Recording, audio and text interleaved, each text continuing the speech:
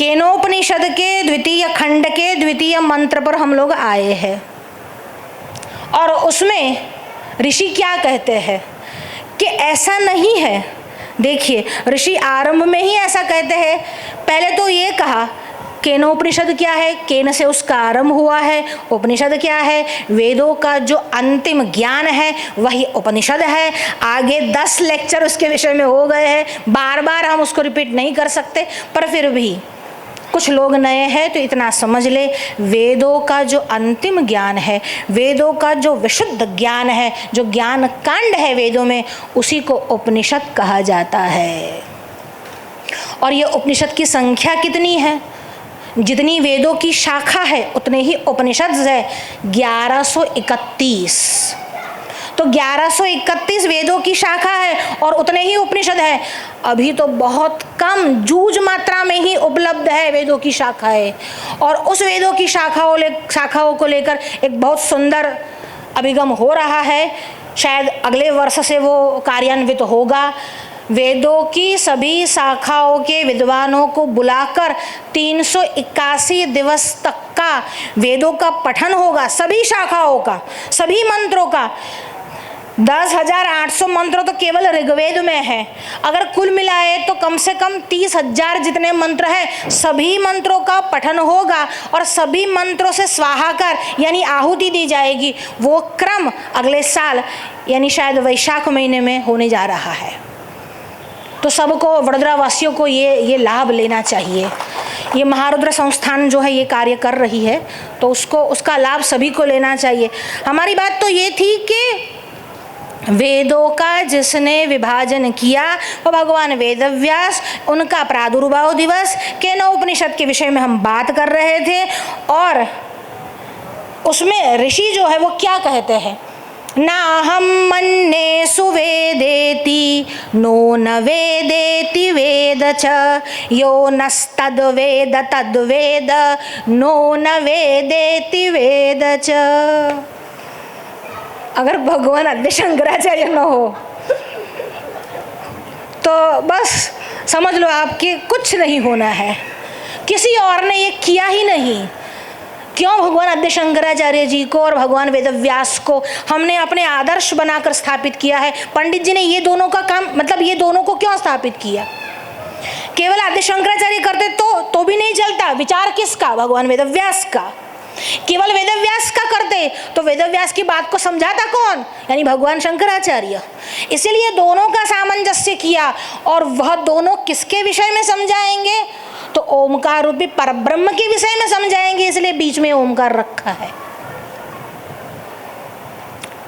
ये जो सूक्ष्म दृष्टि है वो जो देने वाले हैं वो सद्गुरु है। तो यहाँ पर ऋषि क्या कहते हैं, मैं आपको बहुत अच्छे से आपको डाइल्यूट करके समझाती हूँ, प्रयास करती हूँ। हालांकि ऋषि की बात है, नाहं मन्ये सुवेदेति न अहं मन्ये सुवेदे इति। मतलब मैं नहीं मानता कि मैं बहुत अच्छे से जानता हूँ, और मैं नहीं मानता कि मैं ठीक से जानता हूँ। नो न वेदेति वेद च, नो यानी हमारे में, न वेदेति हमारे में यानी आप और हमारे की बात नहीं है, ये तो गुरु शिष्य की बात है।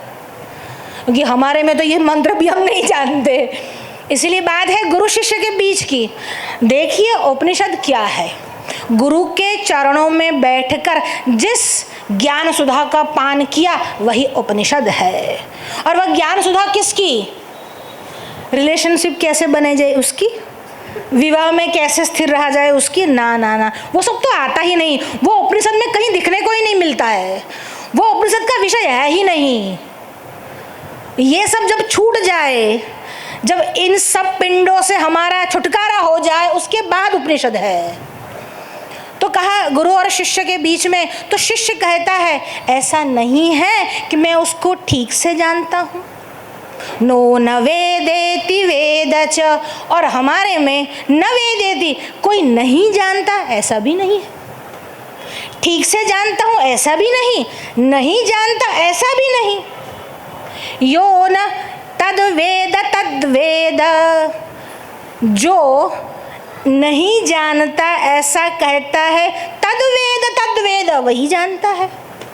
नो न वेदेति वेद च, और नहीं जानता हम में से ऐसा कहता है, मतलब जो ठीक से नहीं जानता ऐसा कहता है, और नहीं जानता ऐसा नहीं ऐसा कहता है, वही जानता है। अब क्या जानता है, किसको जानता है, क्यों जानता है? हमको क्या जानना है, उसको क्या जानना है? जो नहीं जानता वो न जानने वाला तत्व कौन सा है? अब देखिए, ऐसा क्यों कहते हैं? तो अगर मैं ऐसा कहूँ कि मैं उसको जानती हूँ, तो मैं जो जानती हूँ और जिसको मैं जानती हूँ, मानो कि इस माइक को मैं जानती हूँ, तो मैं और माइक दो हो गए। क्योंकि जानने वाला यानी ज्ञानी ज्ञेय से भिन्न है।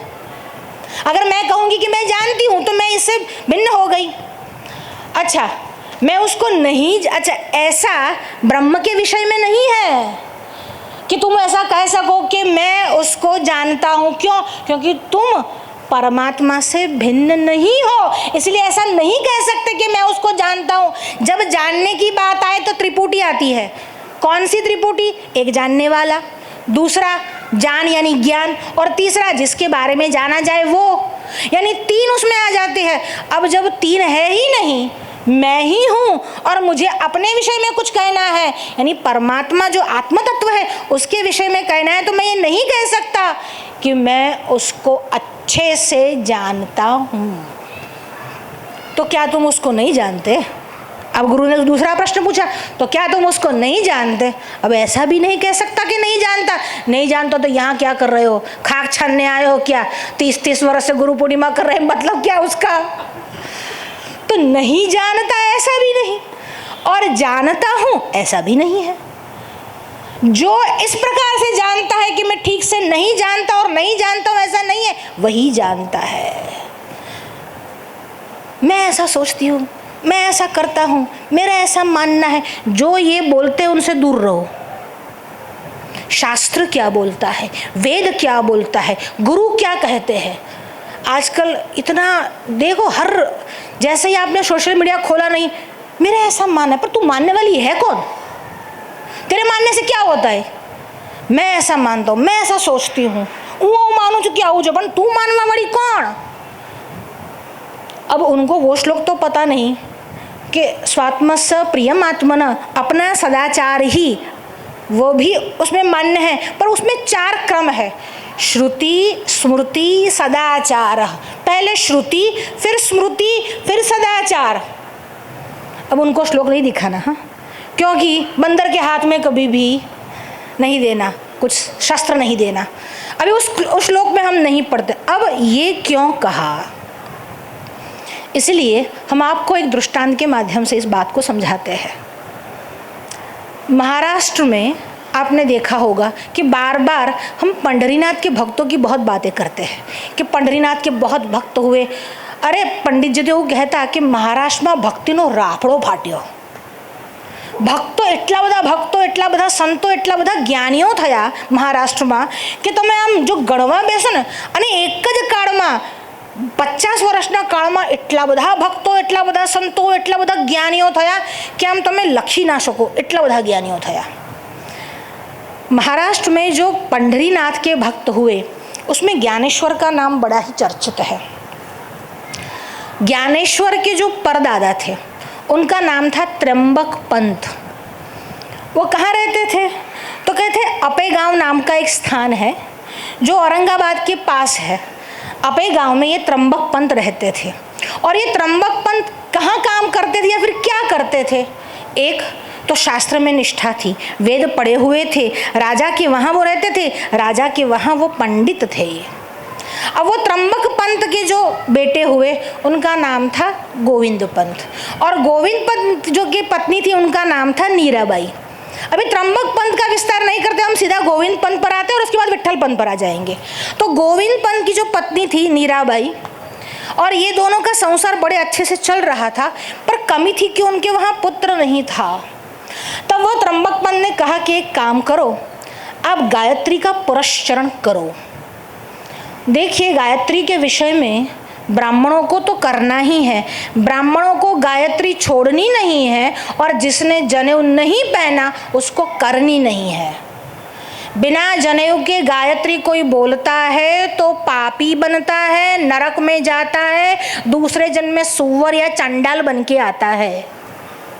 तो यहाँ पर कहा कि गायत्री का पुरस्चरण करो, और पुरस्चरण हुआ। जब पुरस्चरण हुआ तो वेद माता गायत्री की कृपा से प्रौढ़ावस्था के बाद, मतलब वृद्धावस्था के समीप, दशरथ के जैसे जब समय आ गया निकट, तब उनके वहाँ जन्म हुआ, गायत्री के आशीर्वाद से हुआ।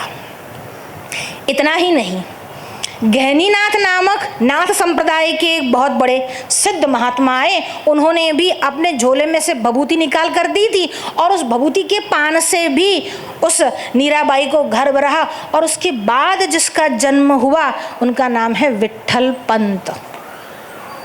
अब ये विट्ठल पंत देखिए, गायत्री के पुरस्चरण के बाद जन्म और वैरागी ऐसे नाथ संप्रदाय की कृपा, ये जब दोनों मिले और इतने वर्षों के बाद वैराग्य की साक्षात मूर्ति थी।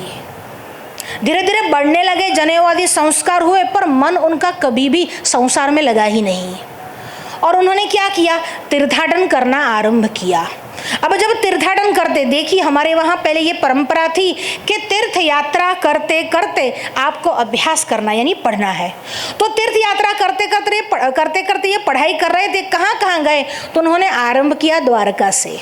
द्वारका से आरंभ करके त्र्यंबकेश्वर गए, और त्र्यंबकेश्वर से आगे जाने को सोच रहे थे, और बीच में आनंदी नामक एक गाँव आया, उस गाँव में वो ठहर गए।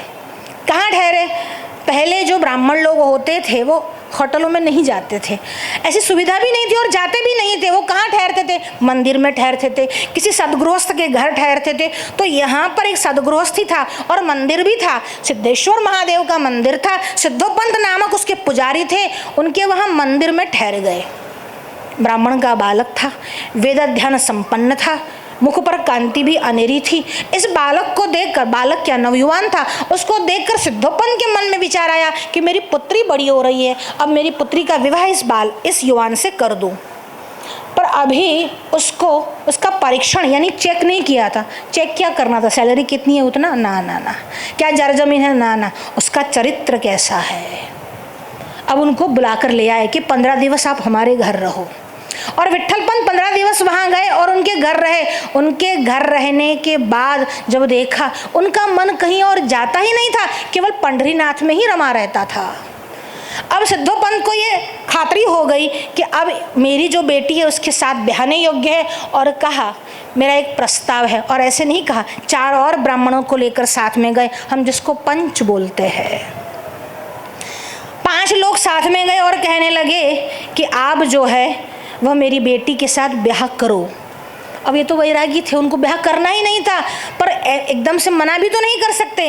कहा हमारे माता पिता यहाँ नहीं है, अपने गांव में है, अब उनके बिना पूछे तो विवाह कैसे कर सकता हूँ, और अभी हमारी विवाह की इच्छा नहीं, आगे हमको रामेश्वर जाना है। अब जब ऐसा मना कर दिया, वो बोल नहीं सकते थे। सिद्धोपंत को लगा, दुख हुआ, इतने अच्छा युवान था, अगर मेरी पुत्री का विवाह हो जाता। अब रात्रि को जो वहाँ ठहरे थे तो विट्ठल पंत को भगवान पंढरीनाथ ने स्वप्न में दर्शन दिए और कहा इसका प्रस्ताव स्वीकार कर ले, विवाह कर। जब पंढरीनाथ की आज्ञा हो गई और विट्ठल पंत खड़े हुए, वहाँ जाकर सिद्धोपंत को प्रणाम किया और स्वप्न के विषय में बताया और कहा अब और कोई मुहूर्त नहीं है, केवल एक ही मुहूर्त शेष है। उस जमाने में इतना ट्रांसपोर्टेशन नहीं था और ना ही कोई ऐसी व्यवस्था थी कि माता पिता को खबर देते। जब उन्होंने बताया उसी समय उनका विवाह हो गया, बिना माता पिता के विवाह हो गया। जब राम जी ने विवाह किया था तो साथ में कौन था? भगवान विश्वामित्र थे। तो यहाँ पर भी भगवान पंढरीनाथ की आज्ञा थी, इसलिए विवाह हुआ। अब विवाह करके वो आगे रामेश्वरम आदि यात्रा में जाना चाहते थे, पर उससे पूर्व वो पंढरीनाथ की यात्रा को गए और रास्ते में उन्होंने जो चरित्र अपने जामाता का देखा, इतने प्रसन्न हुए। नहीं तो शादी के बाद धीरे धीरे बाहर आता एक एक बात, ये ऐप है, ये ऐप है, पर उनका ऐसा नहीं था। और चरित्र अच्छा रहा और माँ बाप को उनके मन की उनमें आदर और प्रीति हुई, धीरे धीरे चरित्र अच्छा होता गया। अब वहाँ से वो वापस अपने गांव आनंदी आए और ये जो विट्ठल पंत रामेश्वर आदि यात्रा को करके पुनः वहाँ पर आए और उनके सास ससुर समेत अपने गांव जो था अपे गांव वहाँ पर गए, पत्नी समन्वित। माता पिता ने बड़े आदर के साथ सबका ग्रहण किया, सबको स्वीकार कर लिया और वहाँ पर वो रहने लगे। पर रहते हुए भी उनका मन संसार में नहीं जाता था, बाहर भटकता था। ना ना ना, कहीं भटकता ही नहीं था। ऐसा नहीं था कि इसमें नहीं जाता तो कहीं और जाता था, कहीं नहीं जाता था। उनका मन केवल और केवल पंढरीनाथ में ही रमता था। धीरे धीरे समय बढ़ने लगा, वैराग्य बहुत तीव्र होने लगा। जब वैराग्य इतना तीव्र हुआ तब सोचा अब मैं नहीं रह पाऊंगा, पर बिना पत्नी की आज्ञा लिए जाऊं तो कैसे जाऊं। कहा पत्नी को मैं जाऊं। अब पत्नी रोने लगी कि चले जाएंगे तो मैं क्या करूंगी। अब रोते हुए पत्नी को छोड़ के नहीं जा सके। पत्नी ने अपने बाप से कहलवाया कि उनको समझाओ कि ऐसे नहीं जाते, संतान होने के बाद अब चले जाना। पर उनका मन उसमें लगा ही नहीं। एक बार वो असावध थी, यानी ऐसे ही कुछ काम में व्यस्त थी और अचानक आ गए और पूछ लिया मैं गंगा स्नान करने के लिए जाऊं। और पत्नी ने कहा जाओ। इनको तो यही चाहिए था। हम भी कभी कभी ऐसा मौका ढूंढ लेते हैं, जब वो कुछ काम में होती है तो मर जाओ न छून जाओ, मर जाओ न छून जाओ, लेकिन हाँ जाओ ना वे। तो यहाँ पर भी उसने ऐसा ही कहा कि भले जाओ। अब वो वहाँ से चले गए सीधे गंगा किनारे। अब गंगा किनारे जाने के बाद वहाँ पर कहाँ गए, वाराणसी में गए। वहाँ पर रामानंद स्वामी थे। रामानंद स्वामी को जाकर कहा कि मुझे सन्यास की दीक्षा दो। रामानंद स्वामी ने कहा सन्यास की दीक्षा कैसे दे सकता हूँ बिना तुम्हारे बारे में जाने। तो कहा आप मेरा चरित्र जो है वो जान लो, तुम्हारे आगे पीछे अरे कोई नहीं है, बस मुझे तो सन्यास दे दो। अब उसने छुपाया, ऐसा नहीं कहा कि पत्नी को घर पे छोड़ के आया हूँ, छुपाया। और रामानंद सन्यासी जो थे, स्वामी जी थे, उन्होंने उनको दीक्षा भी दे दी। अब दीक्षा देने के बाद योगानुयोग ऐसा अवसर आया यहाँ पर आनंदी में। ये जो अब जिनके साथ शादी हुई थी उनका नाम था रुक्मिणी, इनका नाम विट्ठल पंत और उनका नाम रुक्मिणी। अब रुक्मिणी देवी क्या करती, उसको पता चला कि पति ने सन्यास ले लिया है और पति के सन्यास लेने के बाद पागल सी हो गई क्या, नहीं हुई। उन्होंने धैर्य धारण किया और उन्होंने एक वेणी व्रत रखा। अगर पति हमारे सामने न हो तो हमारे यहाँ एक वेणी व्रत, वेणी यानी बालों में जो गजरा लगाते वो नहीं, एक वेणी यानी एक चोटली गुथवानी, इन्हों नाम एक वेणी। इसीलिए जब हनुमान जी ने सीता जी को देखा और राम जी को आकर संदेशा दिया, तब हनुमान जी ने कहा मैंने सीता को देखा, वो कैसी थी, एक वेणी गुथी हुई थी और एक टाइम भोजन करती थी। આપણે તો ચલો ગયા બહાર શાંતિથી, હવે શાંતિથી જમવા મળશે, नहीं तो कायम माथा ऊपर જ ઉભા રહે, આ લાવ ને પેલું લાવ ने। ऐसा नहीं था। वो भोजन करती, एक समय भोजन करती, और वो भी कैसे, अश्वत्थ वृक्ष की परिक्रमा करती। सूर्योदय होता, स्नान करती इंद्रायणी नदी में और फिर स्नान करने के बाद अश्वत्थ वृक्ष की परिक्रमा करती। कब तक, जब तक मध्याह्न न हो जाए। उसके बाद आती और फिर एक समय भोजन करती, भगवान का चिंतन करती। तारी मारी ककड़ाट करवा बाहर ओटला पर बेचती नहोती। वहां पर 1, 2, 4, 7, 10, 12 दिन नहीं साल बीते, 12 वर्ष हो गए। और दैवानुयोग से रामानंद स्वामी की इच्छा हुई कि रामेश्वर की यात्रा को जाया जाए। रामेश्वर की यात्रा के लिए अपने 40-50 शिष्यों को लेकर रामानंद स्वामी चले। अब जब चले, अब देखो वहाँ से आ रहे थे और भी बहुत सारे ठिकाने थे, पर भगवान ने आनंदी गांव में इंद्रायणी नदी के तट पर उनको भेजा, रात्रिवासा उनका वहीं हुआ। अब जब साथ में वो थे नहीं विट्ठल पंत ने अपना नाम भी बदल लिया था, उन्होंने नाम कर दिया था चैतन्य आश्रम। तो चैतन्य नाम से वो प्रसिद्ध वहाँ पर थे। अब साथ में वो नहीं थे, केवल टोली थी, रामानंद स्वामी थे। वहाँ पर रात्रि को रुके, सुबह उठे, स्नान करने के लिए गए। स्नान करके जैसे ही वापस आ रहे थे संध्या वंदन करके, उसी समय अश्वत्थ वृक्ष की परिक्रमा करके रुक्मिणी देवी आई। अब देखिए ये कोई साधारण चरित्र नहीं है ज्ञानेश्वर का, उस पर भी टीकाएं लिखी गई है। और टीकाकार ने कहा ऐसा क्यों हुआ कि इतना मार्ग था, वो उसी मार्ग से क्यों गए। और टीकाकार उसका समाधान करते हुए कहते थे अश्वत्थ नारायण ने पतिव्रता की प्रार्थना सुनकर रामानंद स्वामी को वहाँ भेजा। वहाँ पर गए और जैसे ही उन्होंने महात्मा को देखा, तुरंत पास में गई, प्रणाम किया, और जैसे ही प्रणाम किया, सौभाग्य के चिन्ह, अब तो सौभाग्य के चिन्ह ही नहीं रखती, पता ही नहीं चले कि सौभाग्यवती है कि विधवा है। तो सौभाग्य के चिन्ह जैसे ही देखे और तुरंत ही रामानंद स्वामी ने कहा, पुत्रवती भव। अब जब कह दिया पुत्रवती भव यानी पुत्र की प्राप्ति हो, अब उसके मन में विचार आया, कैसे हो सकता है। आंखों से अश्रु निकल गए, और जैसे ही आंसू देखे, स्वामी जी ने पूछा, महात्मा जी ने पूछा, बेटी ये आंसू क्यों, क्या तू पुत्र नहीं चाहती? सभी सौभाग्यवती की इच्छा होती है कि संतान हो, क्या तेरी इच्छा नहीं है? कहा क्यों न हो, मेरी इच्छा भी वही है जो सभी सौभाग्यवती की इच्छा होती है, पर मेरे पति जो है वो संन्यास लेकर वाराणसी काशी चले गए हैं। अब वो वाराणसी चले गए हैं, अब ये कैसे संभव है? अब कहा वाराणसी में संन्यास लिया है? वाराणसी में संन्यास देने वाला हमारा एक ही आश्रम है। तो कहा कैसा है? अब पूरा हुलिया बताया, रंग रूप बताया। कहा ये तो चैतन्य आश्रम नाम धारण करके वहां रह रहा है। तो कहा उसने तो मुझे बताया कि मैं अकेला हूं और मैंने उसको संन्यास की दीक्षा दे दी। तो कहा अब तो मेरा कुछ नहीं होगा भगवान। कहा कैसे नहीं होगा, चलो मेरे साथ। और उसको लेकर उसके पिता के घर आए, क्योंकि वो अपने पिता के घर रहती थी पति के जाने के बाद। अब सिद्धोपंत से भी मिले। सिद्धोपंत, उनकी पत्नी और रुक्मिणी देवी रामानंद स्वामी के साथ लेकर वह काशी गए। जाने कहाँ निकले थे? रामेश्वरम। गए वापस कहाँ? काशी। यानी रामेश्वरम उद्देश्य था ही नहीं। उनका उद्देश्य रामेश्वरम हो या दिखाने के लिए रामेश्वरम हो, उद्देश्य तो वह था जो भावी होने वाला है। नहीं तो धीवर भोजन करने नहीं बैठता, पराशर नाव नहीं मांगते। सत्यवती के पास भावी जो थी वो अटल थी। तो यहाँ पर कहा कि चलो काशी में गए, और जैसे ही गए भंवर चढ़ाते हुए कहा, तुम सन्यासी हो, तुम अकेले हो, मैं आनंद से होकर आ रहा हूँ।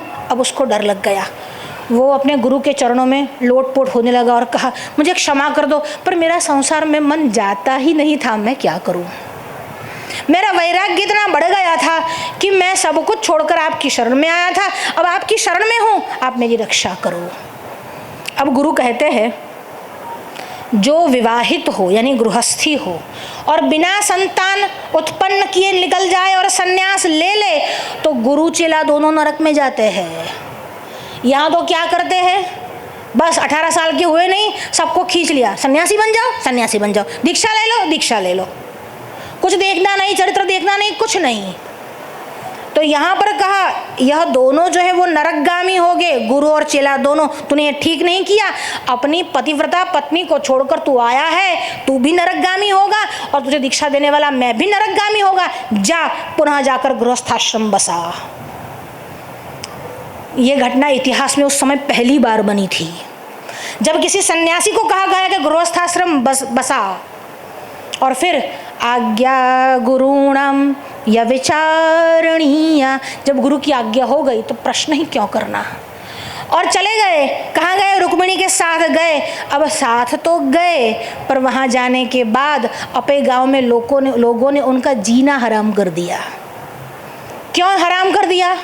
क्योंकि सन्यासी है और वापस गृहस्थी में आया है। पहले ऐसा नहीं चलता था, पहले मनमाना नहीं चलता था। तो यहाँ लोग बहुत बोलते थे, पर उन सब बातों को प्रायश्चित के रूप से विट्ठलपन स्वीकार करते थे। जितना लोग उनके विषय में बोलते, विट्ठलपन उतना ही प्रसन्न होते। वाह, मेरे पाप धुल रहे हैं, मेरे पाप धुल रहे हैं, मेरे पाप धुल रहे हैं। धीरे धीरे अब रहना वहाँ दुष्कर हो गया। अब वो तो सहन कर रहे थे, पत्नी के लिए थोड़ा असह्य हो रहा था। उसने अपने पिता को कहा, वहाँ से वो आड़ंदी गांव में आई। अब आड़ंदी गांव में आने के बाद उन्होंने सोचा अब तो गृहस्थाश्रम बसाना ही पड़ेगा, और धीरे धीरे उनका गृहस्थाश्रम बसा और संतान उत्पन्न होने लगे। पहला जो जन्म हुआ वह निवृत्तिनाथ का हुआ।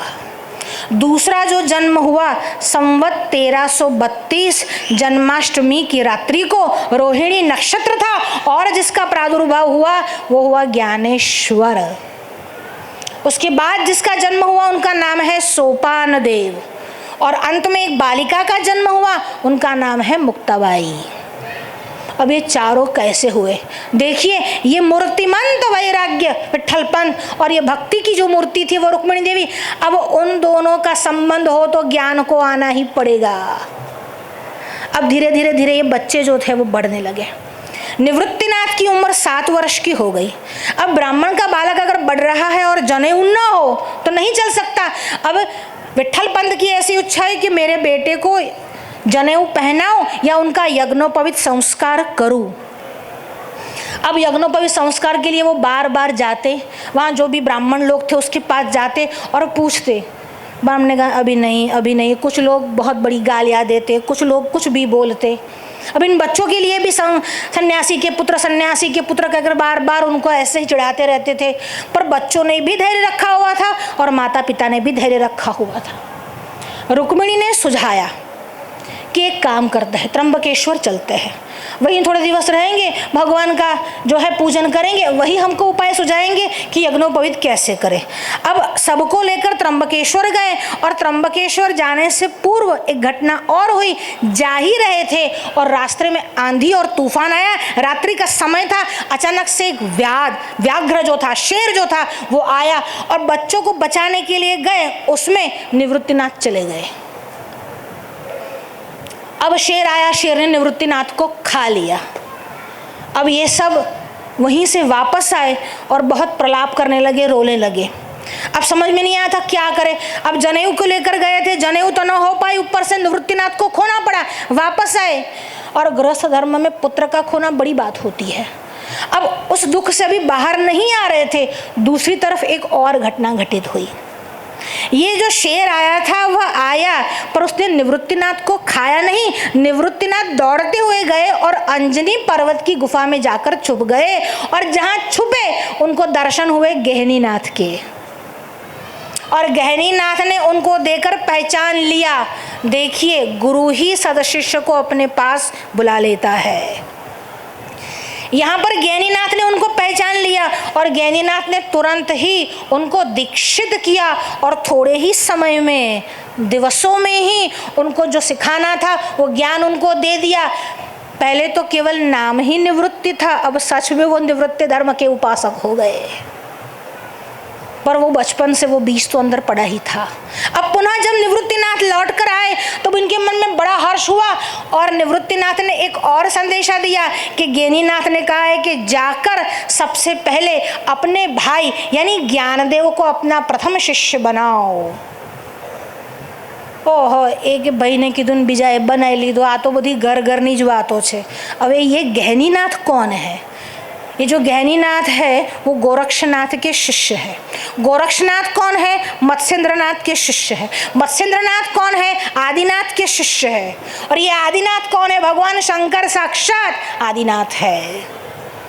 ये जो गुरु परंपरा है, चलिए नाथ संप्रदाय में भगवान आदिनाथ से मत्स्येंद्रनाथ और मत्स्येंद्रनाथ से गोरक्षनाथ, गोरक्षनाथ से ज्ञानीनाथ और ज्ञानीनाथ से निवृत्तिनाथ और निवृत्तिनाथ से ज्ञाननाथ यानी ज्ञानेश्वर के ऊपर वहां उनको ये दीक्षित हुए। अभी हम सोच रहे थे कि गोरक्षनाथ के विषय में भी आपको कुछ बताएं। आदिनाथ यानी भगवान शंकर पार्वती के साथ समुद्र के तट पर, हमें बहुत संक्षिप्त में आपको ये कथा बताती हूँ कि ये जो आदिनाथ थे भगवान शंकर पार्वती के सहित समुद्र पर बैठे हुए थे और उन्होंने पार्वती को जो उपदेश दिया वह उपदेश किसी मत्स्य ने सुना। अब ये मत्स्य ने सुना और पार्वती को, जैसे सुखदेव जी के विषय में आया है, पार्वती को कथा सुना रहे हैं, पार्वती को समाधि लगी। समाधि लगने के बाद शुक जो सावक था उसने हुंकार भरा। यहाँ पर भी मत्स्य जो था उसने हुंकार भरा। हुंकार के स्वर में, हुंकार की आवाज में भेद आया। इसलिए अचानक भगवान शंकर ने इधर उधर दृष्टि घुमाई और नहीं दिखा। इसलिए भगवान शंकर ने कहा अलक्ष्य यानी नहीं दिख रहा, वही अलक्ष्य हो गया अलख। कहा अलक्ष्य नहीं दिख रहा, और जब नहीं दिख रहा ऐसा कहा तब मत्स्येंद्र जो थे भगवान विष्णु ही बाहर आए और कहने लगे आदिशा ये मुझे देख लो, और कहा आदेश। इसलिए आज भी उनकी जो परंपरा है अलख और आदेश। आ बात ने दिनेश भी बराबर पालन करे, તમે ફોન કરો એટલે आदेश।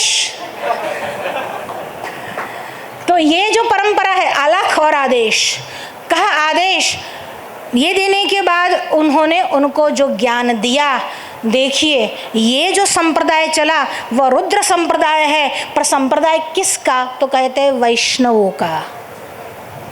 अब वैष्णवों का संप्रदाय प्रवर्तक कौन? भगवान आदिनाथ यानी रुद्र। 4 वैष्णवों के संप्रदाय चले, कौन कौन से? तो कहते हैं श्री, माध्वी, रुद्र, सनकाह। एक श्री यानी लक्ष्मी जी से चला, एक माध्वी यानी ब्रह्मा जी से चला जो निम्बार्क आदि संप्रदाय हुए वो, श्री संप्रदाय जो चला जिसमें रामानुज आदि हुए वो, एक रुद्र संप्रदाय चला जिसमें विष्णु स्वामी हुए और आगे चलकर जिसमें वल्लभाचार्य हुए। वल्लभाचार्य का संप्रदाय कौन सा? रुद्र संप्रदाय। यानी અમે શિવ નામ બોલીએ એનો સંપ્રદાય જ रुद्र संप्रदाय છે, वल्लभाचार्य। अभी एक सनक यानी जो सनक, सनंदन, सनातन और सनत कुमार से संप्रदाय चला और वह संप्रदाय जो है वह निम्बार्क संप्रदाय हुआ। जो मध्व यानी मध्व से चला यानी ब्रह्मा जी से चला वह जो संप्रदाय है एक वह हुआ, यानी श्री से, लक्ष्मी से, ब्रह्मा जी से, सनक से और रुद्र से। हमको बात करनी थी रुद्र संप्रदाय, वो है वैष्णव संप्रदाय पर चला रुद्र से। और विष्णु स्वामी जो मत्स्येंद्र है वही विष्णु स्वामी है, आगे चलकर उसी में वल्लभाचार्य हुए। और कहा अलक्ष्य और कहा आदेश, और आदेश लेने के बाद जो उन्होंने ज्ञान दिया उन्होंने आगे जाकर उसको बढ़ाया। मत्स्येंद्र नाथ जो थे एक बार यात्रा करते करते अयोध्या के पास जयश्री नगर में पहुंच गए। अब नगर में सदबोध और सदवृत्ति नामक एक गृहस्थ परिवार रहता था। दोनों ब्राह्मण थे, अपने धर्म में निष्ठ थे, पर उनके वहाँ संतान नहीं थी। एक बार मत्स्येंद्रनाथ उनके वहाँ भिक्षा मांगने के लिए गए और जब भिक्षा मांगी, कहा अलख निरंजन, और अंदर से वो ब्राह्मणी आई, भिक्षा दी और उसका मुख देखकर वो समझ गए ब्राह्मणी कुछ उदासीन है। कारण पूछा, कहा संतान नहीं है। अच्छा, और उन्होंने झोले में से भभूति निकाल कर उसको दी और कहा इसको ग्रहण करो, तुम्हारे वहां संतान हो गए। वो वहां से चला गया। बाजू में से पड़ोसन आई, आ तो બધા બાવાઓ છે, આમનું સાંભળવાનું નહીં, આ બધું લેવાય નહીં, આ બધું ફેંક હવે અહીંયાથી, આ કશું કામનું છે નહીં, ફેંકો उसको यहाँ से। अब उस ब्राह्मणी ने जाकर उस भभूत को गड्ढे में डाल दिया। अब जब गड्ढे में डाल दिया बहुत समय बीत गया, 12-13 वर्ष का समय बीत गया। पुनः मत्स्येंद्रनाथ वहाँ पर आए भिक्षा करने के लिए और कहा भवती भिक्षान्देहि। अंदर से ब्राह्मणी आई और कहा कहाँ है वो तुम्हारा बालक? कहा कैसा बालक महाराज? तो कहा इतने वर्ष पहले हमने आपको भभूति दी थी। कहा वो भभूति तो हमने गड्ढे में डाल दी। कहा गड्ढे में डाल दी, कहाँ है वो गड्ढा? तो वहाँ जो गड्ढा था वो वहाँ पर गए और कहा ये गड्ढा है जहाँ पर मैंने भभूति डाली थी। और कहा अलख, और अंदर से आया आदेश और कहा बाहर निकलो। और जो बाहर निकले वो है गोरक्षनाथ और वह स्थान है गोरखपुर, जिसका नाम था जयश्री नगर। अब ये जो परंपरा चली नाथ संप्रदाय की, आदिनाथ, मत्स्येंद्रनाथ, गोरखनाथ, अब पूरी नाथों की कहानी नहीं सुनाऊंगी। फिर गेनीनाथ, गेनीनाथ से निवृत्तिनाथ, और निवृत्तिनाथ को दीक्षा जिसने दी वो गेनीनाथ, और निवृत्तिनाथ ने घर आकर किसको दीक्षा दी? ज्ञानेश्वर को। अभी भी प्रश्न अधूरा है, यज्ञोपवीत का क्या होगा? अभी तो ऐसे ऐसे महान लोग हुए हैं, ऐसा बोल रहे ब्राह्मणों को वेद पढ़ने की क्या आवश्यकता है? ब्राह्मण से वेद पढ़ के क्या होगा? ब्राह्मणों ने वेद पढ़ना छोड़ा, इसलिए ब्राह्मणों की दुर्गति हुई है। तो यहाँ पर यज्ञोपवीत के लिए बहुत उनकी इच्छा थी, नहीं हो रहा था। विट्ठल पंत को लगा ब्राह्मण ही उसका समाधान कर सकते हैं, और ब्राह्मणों की सभा में गए और विट्ठल पंत ने हाथ जोड़कर, सभी ब्राह्मण वहाँ पर उपस्थित थे। ब्राह्मण तो कर्म से होता है, ब्राह्मण जन्म से नहीं होता है। वो जरा ये बात सुन ले कि कैसे कैसे प्रायश्चित्त करने पड़ते हैं। तो ब्राह्मणों की सभा को बुलाया गया, ब्राह्मणों की सभा में गए और सबको प्रणाम करते हुए विट्ठल पंत जो शब्द बोलते हैं, समस्त संपत् समवाप्ति हेतव, समस्त संपत्ति समवाप्ति हेतव, जो सभी संपत्ति का मूल कारण है, यानी समग्र संपत्ति को देने वाला कारण है। समुत्थिता आपद कुल धूम केतव तव समुत्थिता पद, यानी उत्पन्न होने वाली आपत्तियों के कुल को, यानी इतने सारे कष्ट एकत्रित हो जाए, कुल धूम के तव, उस पर जो बिजली के समान गिरे, असार संसार समुद्र से तव, असार संसार, ये संसार असार है, वह संसार रूपी सागर में भी जो सेतु है, असार संसार समुद्र से तव पुनन्तु मम ब्राह्मण पाद पंसव, ऐसे ब्राह्मणों की चरण रज मुझे पावन करे। ऐसा नहीं कहा कि ब्राह्मण मुझे पावन करे, ब्राह्मणों की चरण रज मुझे पावन करे। जब ऐसा कहा तब ब्राह्मणों ने क्या कहा? देखिए, दो प्यार से मीठे बोल बोल देते हैं और अगर आपको सर्टिफिकेट दे देते तो उसके इतने, चाहे उसने शास्त्र विरुद्ध काम किया हो, आप शास्त्रों के जानकार हो, फिर भी आप उसका समर्थन में निकल आते हो। ऐसा नहीं कहा विट्ठल पंत ने कि खुलासे हम भी कर सकते हैं, शास्त्र हमारे पास भी है, नहीं कहा ऐसा। प्रश्न पूछा ब्राह्मणों की सभा में जाकर के मैं क्या करूं, और जब ये कहा कि तुम क्या करो, तब ब्राह्मणों ने कहा कि इसका कोई प्रायश्चित हम धर्मशास्त्र में नहीं देखते, आमरणांत प्रायश्चित है, देहांत ही उसका प्रायश्चित है। और जब ऐसा कहा, विट्ठल पंत ने क्या किया? वहाँ से मुड़ नहीं गए, ब्राह्मणों के चरण कमलों में अपने सर को नवाया, वहाँ से वापस आए और अपनी पत्नी से कहा मैं प्रयाग जा रहा हूँ। पत्नी ने कहा क्यों जा रहे हो? कहा ब्राह्मणों ने जो मुझे ये उपाय बताया है उसका पालन होगा। पत्नी ने कहा ब्राह्मणों की कृपा हो गई, हमारे पाप से हमारी मुक्ति हो जाएगी, हम भी आपके साथ चलती है। और विट्ठल पंत और रुक्मिणी देवी दोनों गए, कहाँ पर गए? प्रयाग में गए। और त्रिवेणी संगम में, जहाँ तीनों नदियों का संगम होता है, अपने आप को उस प्रायश्चित के लिए पत्नी सहित त्रिवेणी संगम में अपने आप को डाल दिया। बच्चे सो रहे थे, रात्रि का समय था, बच्चों को बिना बताए निकल गए थे।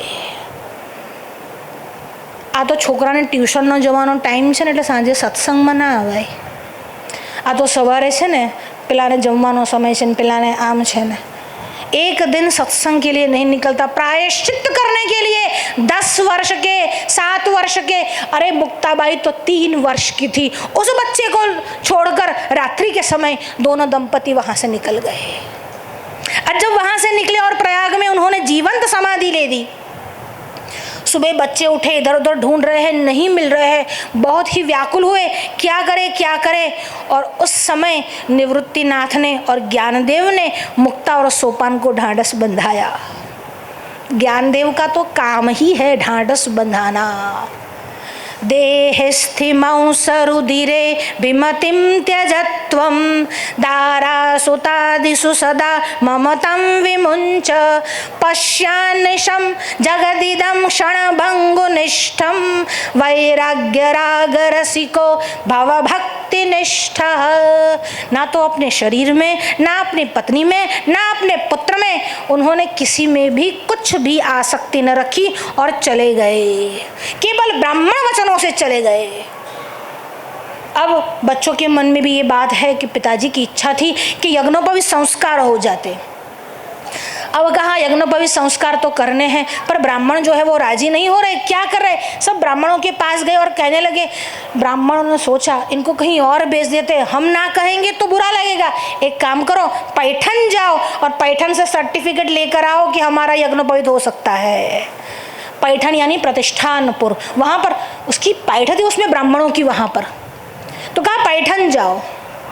अब निवृत्तिनाथ कहते हैं कि ज्ञानदेव सच में तुम्हारी इच्छा है, नहीं तो हम यही भगवान नाम स्मरण करेंगे और रहेंगे, जैसी भगवान की इच्छा है वही करेंगे। अब उनका नाम क्या था? निवृत्तिनाथ। अब इनको किसी में ही रुचि नहीं थी, उनके लिए संसार असार हो चुका था।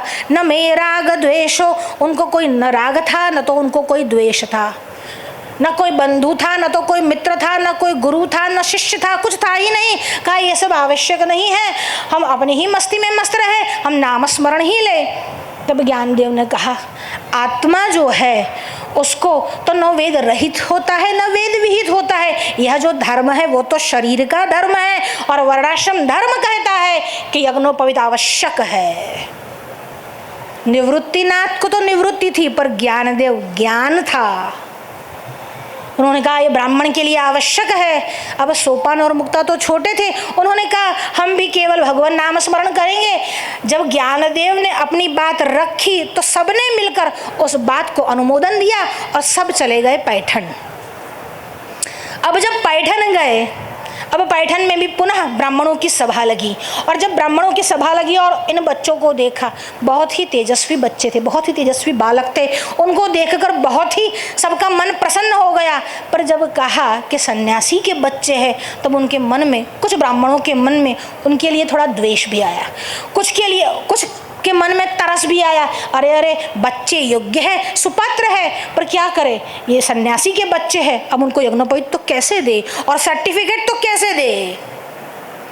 यहाँ तो एक जो है वो अशुचि अवस्था में जाता है, वहाँ पर जाकर भगवान का पूजन कर लेता है, और दूसरे बाहर निकल आते हैं।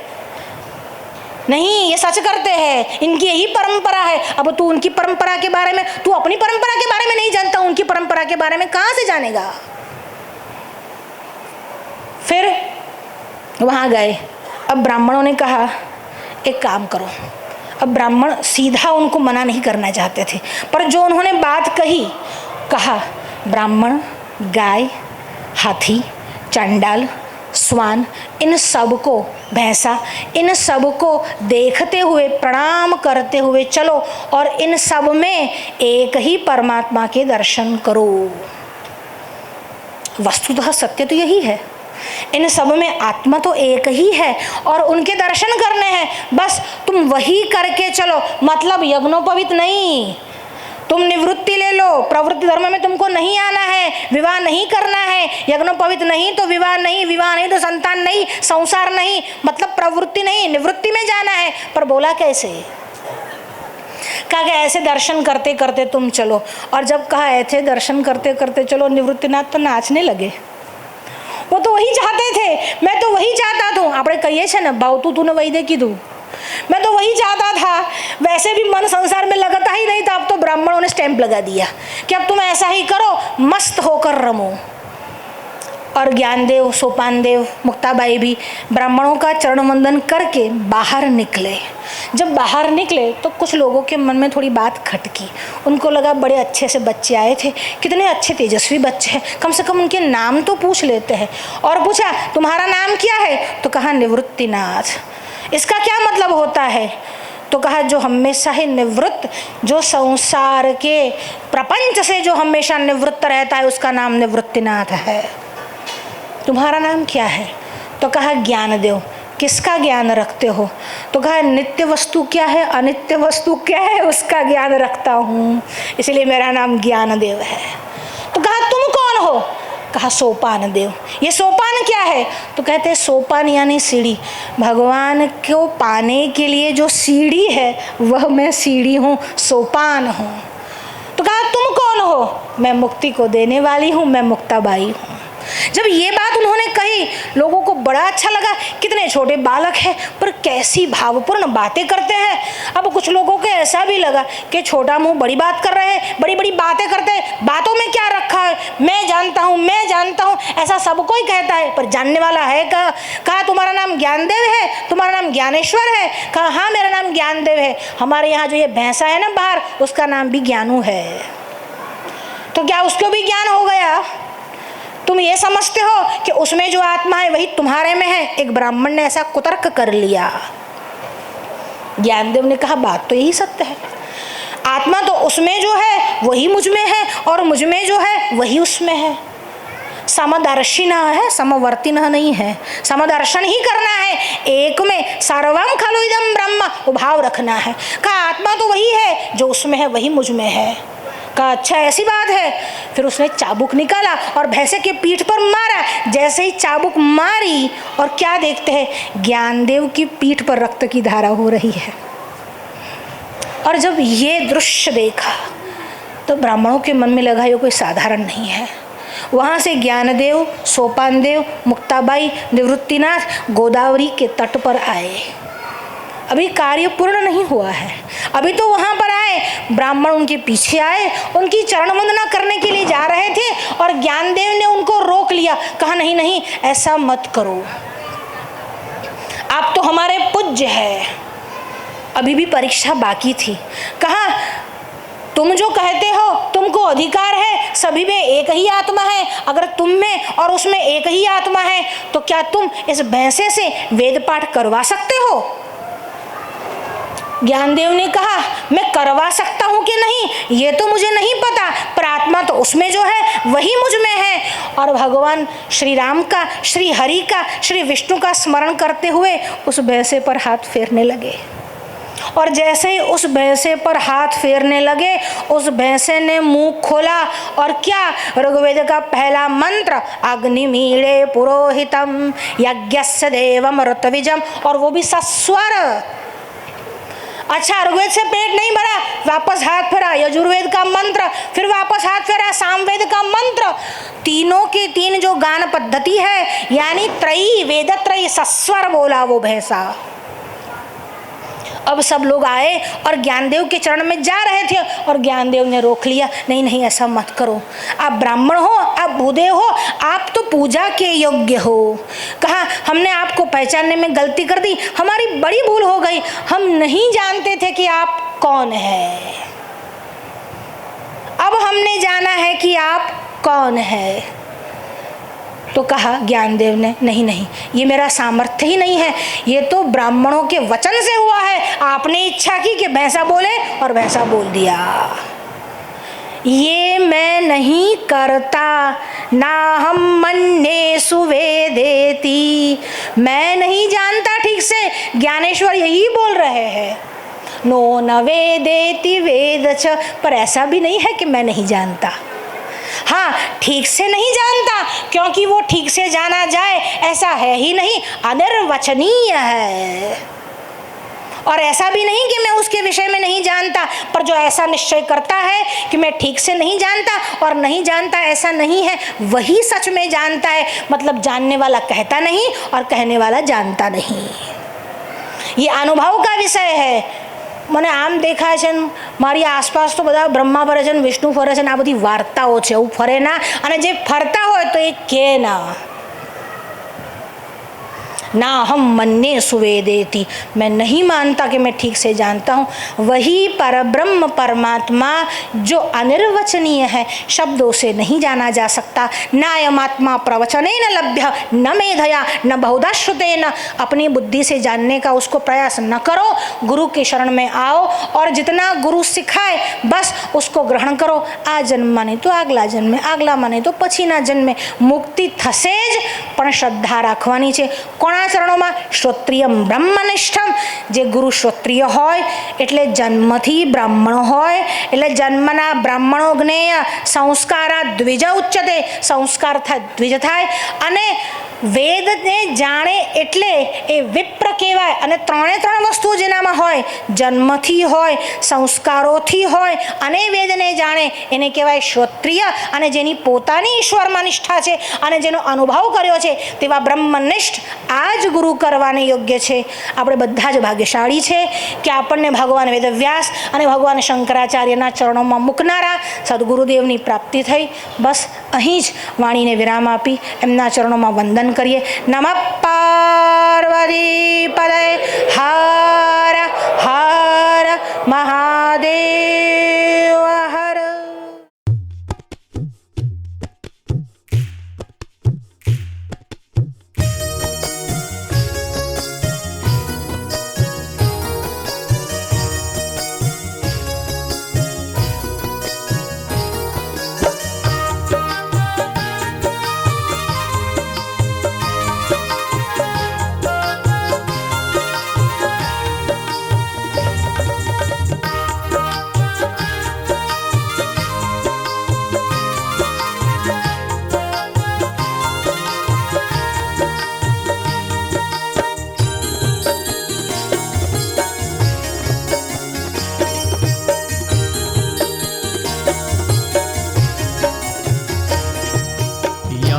करी ले तू सदा नीलकंठ ने, याद करी ले तू सदा नीलकंठ ने, याद करी ले तू सदा नीलकंठ ने, याद करी ले तू सदा नीलकंठ ने, विश्वनाय बीज रूप स्रोत ने, विश्वनाय बीज रूप स्रोत ने, याद करी ले तू सदा नीलकंठ ने, याद करी ले तू सदा नीलकंठ ने।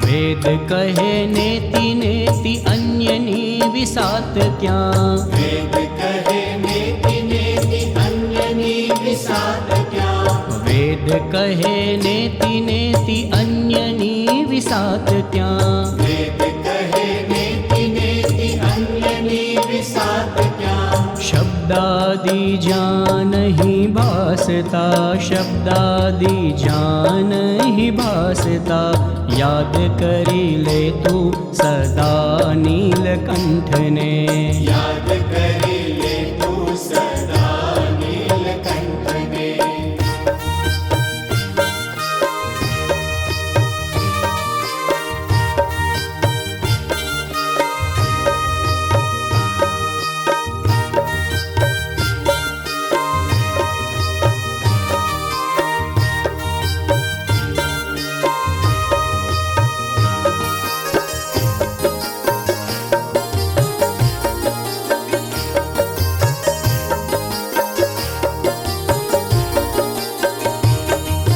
सूक्ष्म थी ये सूक्ष्म जे स्थूल थी जे स्थूल छे, सूक्ष्म थी ये सूक्ष्म जे स्थूल थी जे स्थूल छे, सूक्ष्म थी ये सूक्ष्म जे स्थूल थी जे स्थूल छे, सूक्ष्म थी ये सूक्ष्म जे स्थूल थी जे स्थूल छे, त्रिशूल धारे उमाकांत ने, त्रिशूल धारी उमाकांत ने, याद करी ले तू सदा नीलकंठ ने, याद करी ले तू सदा नीलकंठ ने।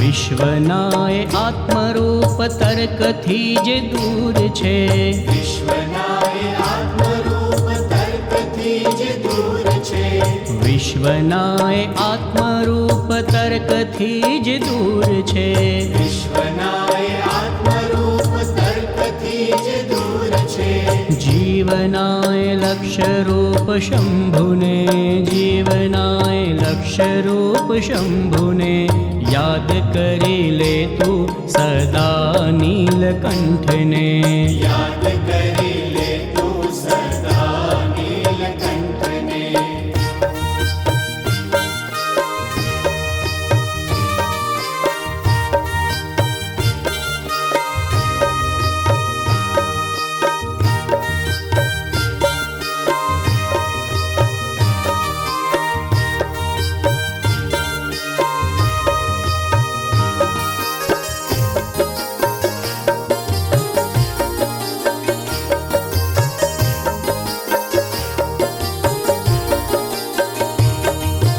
ભક્ષણ કરીને વિષ નીલકંઠ જે બન્યા, ભક્ષણ કરીને વિષ નીલકંઠ જે બન્યા, ભક્ષણ કરીને વિષ નીલકંઠ જે બન્યા, ભક્ષણ કરીને વિષ નીલકંઠ જે બન્યા, ત્રિનેત્રધારી સદાશિવને, ત્રિનેત્રધારી સદાશિવને યાદ કરી લે તું સદા નીલકંઠને, યાદ કરી લે તું સદા નીલકંઠને.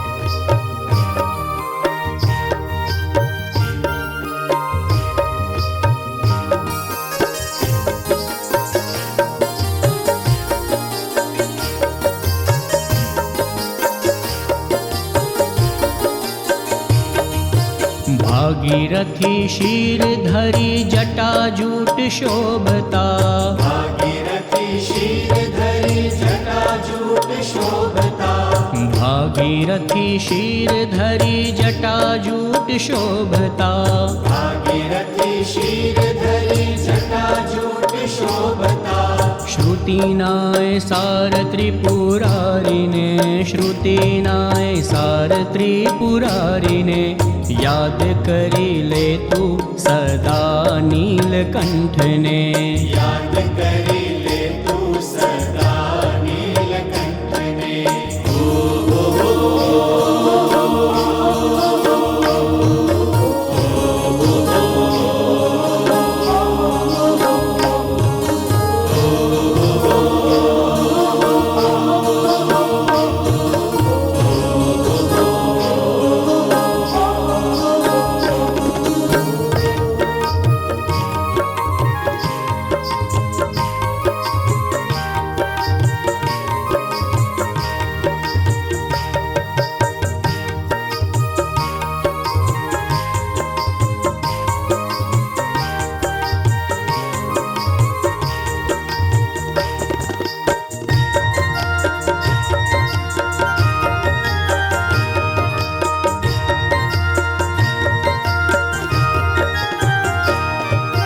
કંઠે છે સર્પ જેના મસ્તક પર ચંદ્ર છે, કંઠે છે સર્પ જેના મસ્તક પર ચંદ્ર છે, કંઠે છે સર્પ જેના મસ્તક પર ચંદ્ર છે, કંઠે છે સર્પ જેના મસ્તક પર ચંદ્ર છે, સર્વજ્ઞ દેવ એ મહેશને, સર્વજ્ઞ દેવ એ મહેશને યાદ કરી લે તું સદા નીલકંઠને, યાદ